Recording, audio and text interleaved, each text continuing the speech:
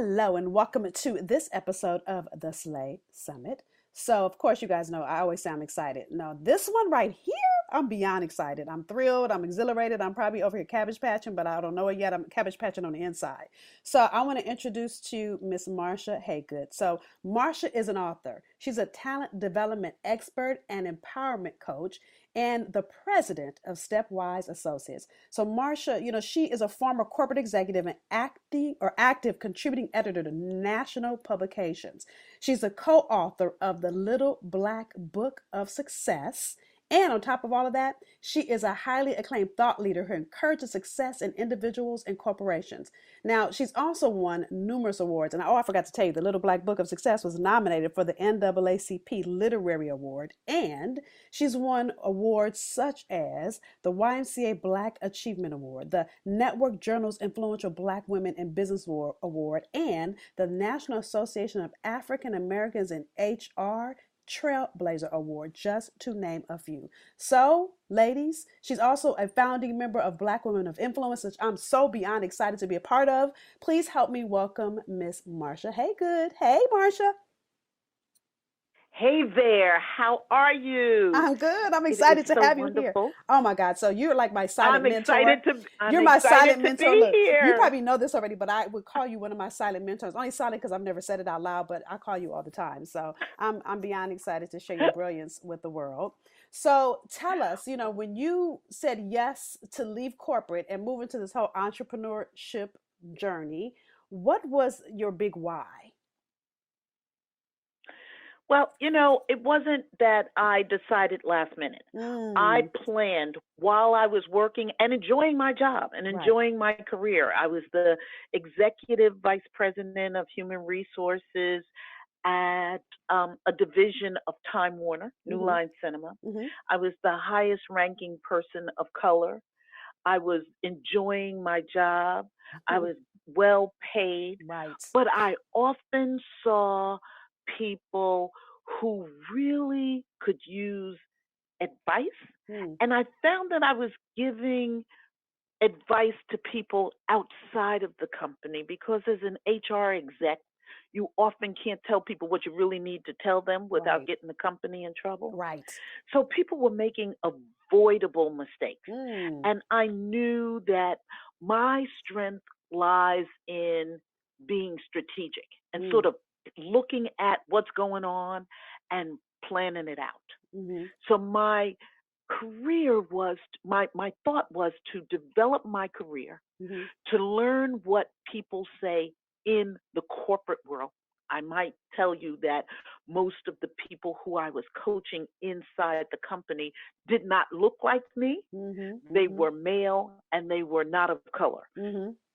So I could sit in the room with them, learn how they think, and then develop strategy around helping the people that I wanted to help. Oh, that's so good. So it actually worked well for me, and it's now been 13 years since I started Stepwise Associates. I gave my company 6 months notice and told them, let me help you find my replacement so that you won't miss a beat. I'm out of here. I know that's right. But even when you said yes to it, and knowing that people were coming to you from outside to seek counsel, right?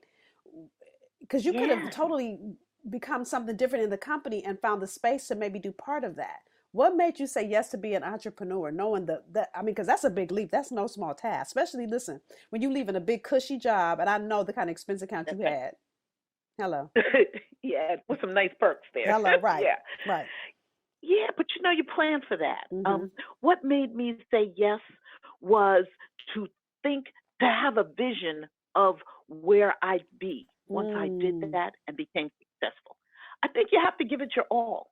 You can start off small. You can start off saying, let this be my side hustle. But I really wanted to be sitting in my home office if I wanted to.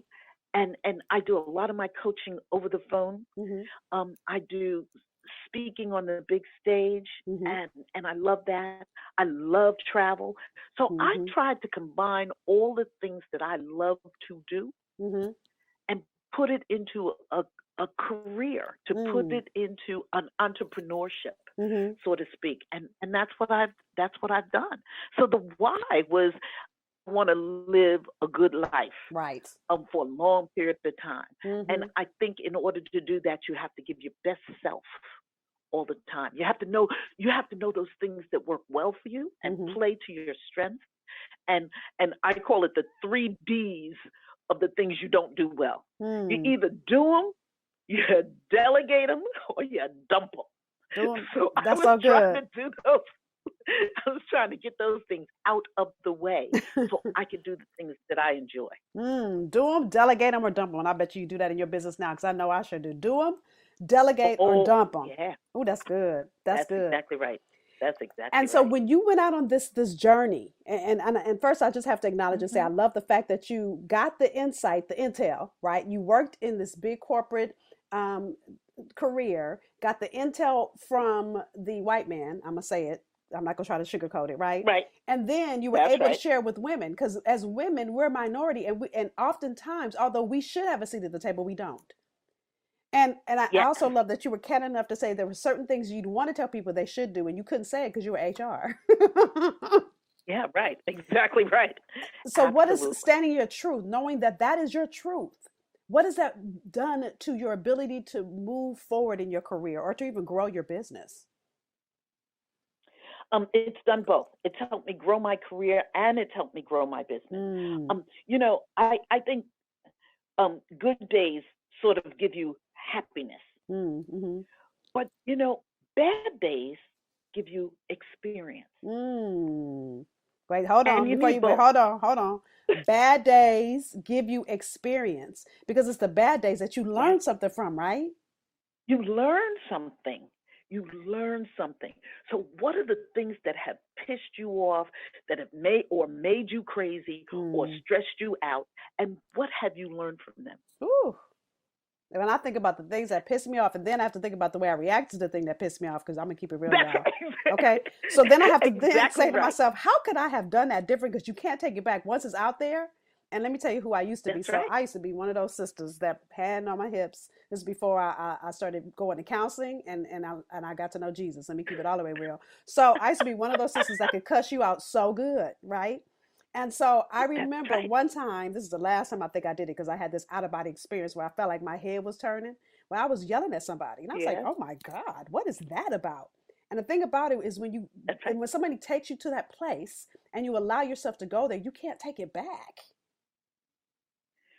You can't, but you know what? You need to know who's going to take you to that place. I think about all the things, and we all know these things. We just don't think about them. Right. What are the things that push your button?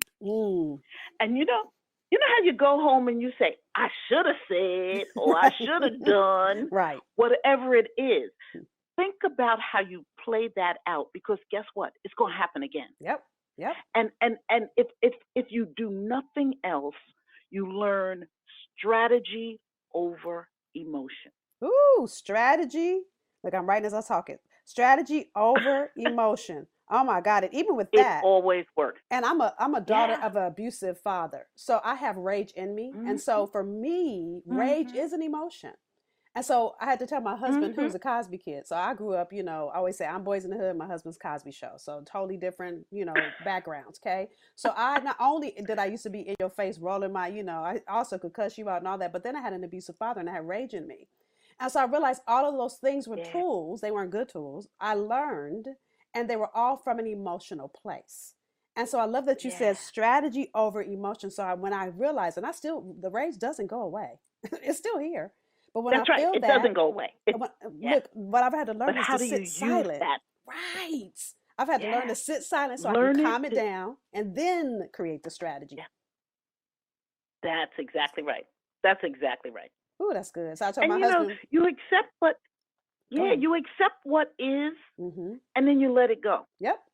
And have faith in what it will become. Ooh, she's dropping nuggets, y'all don't even realize. Ooh, say that again, Marsha. She's dropping nuggets. You accept what is, and let go of what was. Yep. And have faith in what will be. Ooh, that was so good. I couldn't even write that. I just had to sit in it. That's good. In place. I'll send it to you in a note because I think that it's so important that we live a good life. And you know, we've been sort of trained to think of the things that sometimes they're strengths, but people talk about them in a negative way. So then we think they're negative. You know, we're our own worst critic. We're definitely our own worst critic. And our self-talk gets loud. You know, self-talk, the self-talk is the girl in the hood. Okay. Yes, that's definitely my self-talk. You can't do this. You can't do that. I'll tell them what to do. All of those things. And you have to pull from a positive place. Like I said, good days we are happy. Good days give happiness. What are those good days, and how do you set your mind to think about those good days when you're not having such a good day? Right. And how do you pull yourself back? I can reflect on good times all the time. Ooh. And even like, it's so funny. I think of one story with my girlfriend who's known me since high school. So y'all know I was a hot mess in high school. Okay. So caveat. So my girlfriend who I've known since I was in high school, I've known her for a really long time. Okay. We're in a car wash. Now this is the new Nicole that now knows how to control my emotions. Right. I think strategically. So we're in a car, we're in a line, and I'm driving up to the car wash, and a man tries to cut me off. I don't drive any faster, any slower. But I end up in front of him, right? And so he proceeds to get out of his car, tap on my window. So I sat there for a minute because my first reaction is to be old Nicole. So I didn't move, breathing. And my friend is yelling, sitting next to me like, girl, no, he's not. I'm not paying her any attention either because I know what I can be in that moment, right? So then he knocks on my window again. I roll it down, and he's yelling. I look at him. I say, we're both going to get our car washed today. And I roll my window back up. She goes, who are you? Right? And we both started laughing. She goes, who are you? Right? And so somebody's sharing that story with you because I really had to take an effort to start realizing that I choose my own actions. I hold my remote. I don't let anybody else control how I be. I get to control it. And it comes with really stopping to look at all the things you just identified and looking at what is controlling you. And I love that in that full circle moment for you now being outside of corporate America, teaching women, here are the things that you're dealing with that you probably don't even know. And let's create strategy around it. So you can go back into your job and ask for what you want, ask for what you deserve without you having to be the angry Black woman or creating some other stereotype for yourself. That's so funny. I think at the beginning of the year on our Black Women of Influence call, we talked about what words we wanted for the year, what was going to be our theme word, and mine was ask. And I say this all the time. I know you've heard this. Ask for what you want to get what you need. Ask for what you want to get what you need, and do it in a way that is just asking. It's not because I deserve it, because I'm tired, because I'm busy, because it has no because. There's a period at the end of that. Yeah. Just ask for what you want to get what you need. Yeah. And so I wanted a business. And one of the things that I need to tell you about becoming an entrepreneur is there's some things that are going to frighten the hell out of you. Yep. Identify them. I'm big on writing them down and then put fact to them. So one of them is, oh my goodness, I make so much money now. Am I going to make money? Is my company going to make money? Oh my goodness, what am I going to do? I'm used to having a paycheck. Right. And that was number one on my list. Right. So me too. It's like, so let's figure out not how much I made, or how much I make at the time, but how much do I need so that I won't be homeless? Because I don't look good in a Kmart uniform. Okay. And I don't want to be pushing a shopping cart down the street. Right. I don't want to be collecting bottles. Okay. So how much do I really need? Yeah. And most people don't even realize where some of that money goes. So that they you spend your money because you make the money. Yeah. So how much do you really need? How much do you need for your rent or your mortgage? How much do you need to keep the lights on? How much do you need? How much can you spend on food? And get real with it. And then give up some of those things that you are a want, not really a need. Right. Yeah. do I have to have one more St. John's outfit? Right. Or could I keep the ones I already had? Do I have to, the bottom of my shoes have to be red, or am I going to walk the same way if they're not? You know what's You get interesting? real with yourself. As you said that, my girlfriend, and you know Monica, had an event, had I don't know what she called it, but she was selling her clothes, right, and trying to get rid of stuff Mhm. that she had never Mhm. worn. And I went to her Mhm. event, and I get there, and I'm like, oh, and I see this whole outfit that's styled. I'm like, oh, I have that vest, right? And I realized I Mhm. forgot I had it. And then I started thinking to That's right. myself, like, it looked really, really cute. And how many times have I gone out to buy something thinking I don't have it in my closet when I am discounting what's possible in my own closet without me ever having That's to go right. shop? It's Right. like we overlook, That's right. or we overlook, and so we keep thinking we need, we need, we need. No, you want. You don't need that. What That's could you right. do with what you already have? And what could you what and then even looking at what is it the basic needs. And the reason I'm bringing that up now is, you know, and my husband calls me a shopaholic. I say I'm in recovery because I don't shop as much as I used to. But in that moment, and this only happened like a month ago, I haven't shopped since then because I'm like, you know what? I forgot I had that vest, which is sad, and I have never worn it, which means it's in my closet, which means how many other things are there? And I keep thinking I need, I need, I need. No, you want. Big difference. Well, let me give you a tip on that one. Mm-hmm. I stopped shopping for clothes exactly 1 year before I left corporate America on purpose, Mm. Mm. and started shopping in my closet. Right. Now, that sounds like I know what's in my closet. That's what we think before someone tells us we don't know what's in our closet. Right. But you know what I went and bought was one of those folding racks, Mm-hmm. that people can hang clothes on outside of their closet. Mm-hmm. Mm-hmm. And I took stuff out of my closet and hung it on the rack. Mm. Not a lot of stuff, but some stuff. Mm-hmm. And what I realized is that I had clothes that I might have worn, but I had never worn the two pieces together. And then I said, Mm. those pants look really nice with that vest, or Mm. that blouse looks really nice with that skirt, Mm-hmm. whatever. And you come up with these new outfits anyway, Mm-hmm.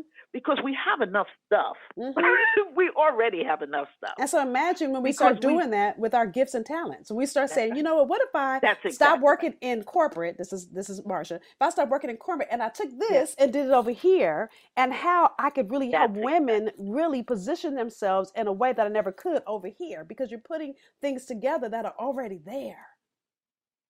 already there. We Mm-hmm. have everything we need Yep. for the most part. Mm-hmm. And so when we start utilizing them, Yep. and I'm a planner, Mm-hmm. so I'm a visionary, so I can do that. Some people, it's harder for them to do, but that's Yeah. why I coach. Yep. That's Yep. why I coach Yep. folks. I say, let me help you do that.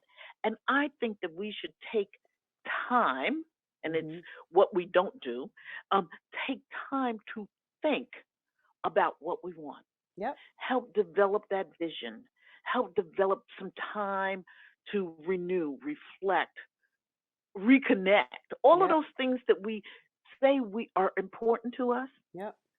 and take some time to do it. And I cannot tell you, Nicole, how many people tell me that they're too busy Mm.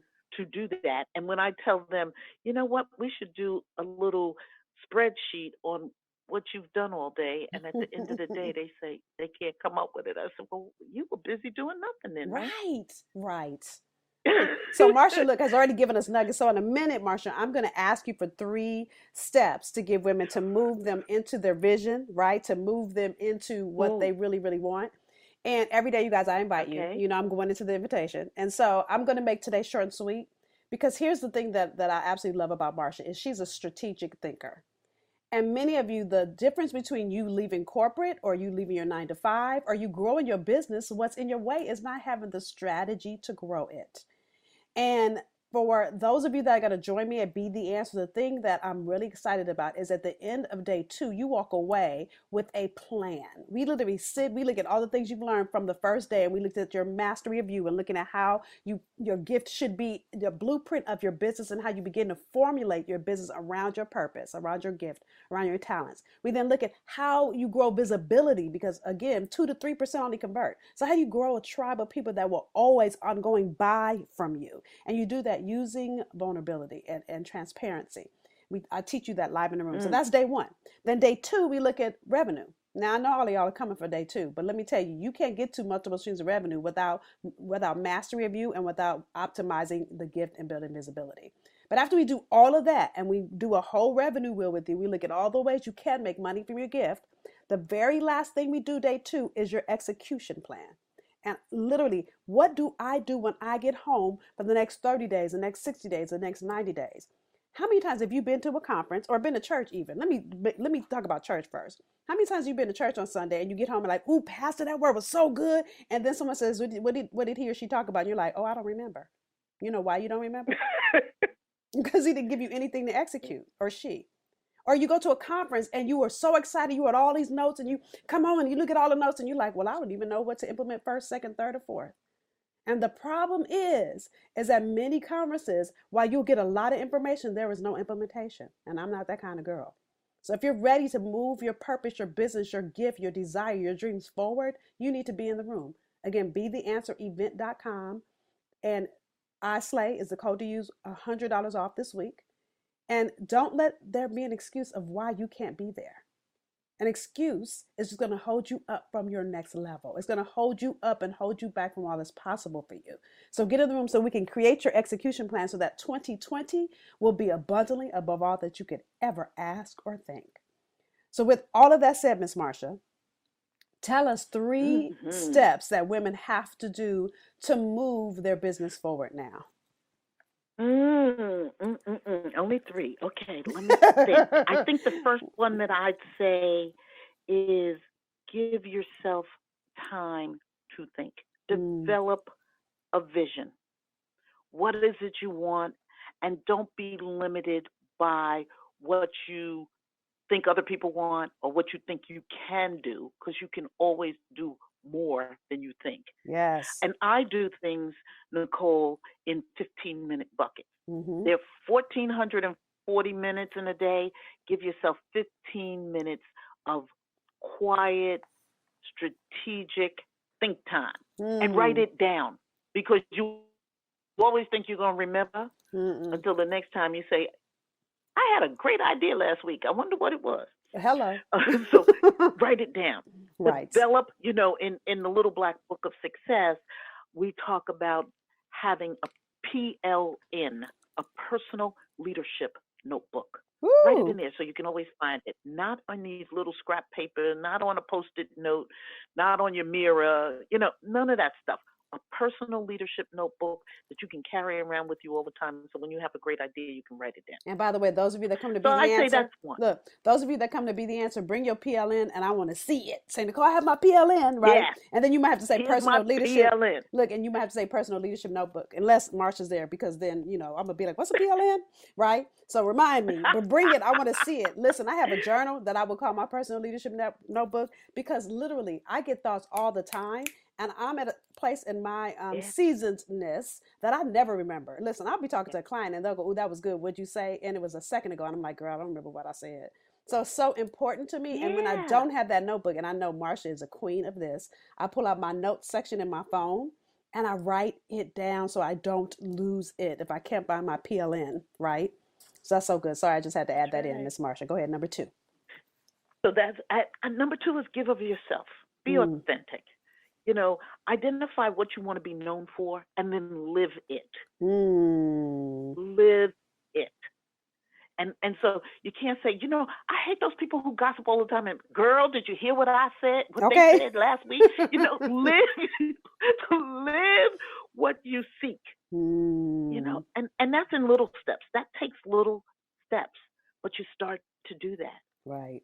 And then third, and I think this is so vitally important, develop your network. Yep. Develop your network. And that doesn't mean, and I'm going to go there and tell you, that does not mean how many fans or followers you have. Because that's not a network. That's just a fan or a follower. That's not a network. That's just the person who looks at Facebook more than you do. Okay. It is about, who is it that I want to know? Who do I know? Who do I need to know? And who needs to know me? She's dropping nuggets. I hope y'all are writing it down. Who Who do I You know? know, Who do I that need to know? And what was the last one? and and who needs to know me? And who needs to know me? That's so good. Mm-mm-mm. And Nicole, you know this from being at my sister friend weekend. Yes. Those were people from different parts of my life. Mm-hmm. Mm-hmm. Different parts of my life. The people, women who didn't know each other. But you see how rich that network was. Yes. So good. Because I don't want people, I don't want to be around people who drain my energy. Right. I Right. want people who give me energy, and I'm going to try to do the same thing with them. Mm. Develop that kind of network. That's so good. And so literally, as Marsha has shared, my question to you, ladies that are listening, is how do you develop your network? How are you going to develop? And I'll be honest Mm-hmm. with you, when I started my business, I did not have a network. Now I got great sister friends. I got plenty of people I go to happy hour with. But going to happy hour is different than Mm-hmm. having somebody that you can strategically run your business idea by. And so in that Right. room at Be the Answer, you will meet your accountability partner. I know for me, I met my business bestie at an event just like this. And I still talk to her to this day. Matter of fact, she texted me before I started this interview with Marsha. Matter of fact, I met Marsha at an event like this. So get in That's the room. exactly right. Be the answer event.com. I slay. So Marsha, thank you so much for all your great nuggets. I got 2 pages of notes. So as we end, is there a piece, a favorite quote that you could share with the ladies? A favorite quote. Oh, a favorite quote. Well, you have one of them. Is be the answer. You are be someone else's angel. Be someone else's angel. That's Be good. someone else's angel. Well, Miss Marsha, thank All you the for being, things that you think you want other people to do, you yes. can do it too. Well, thank you for being my angel because you have been a light on my path. So I appreciate you and I appreciate you for saying yes to share with the ladies on the Slay Summit. Well, thank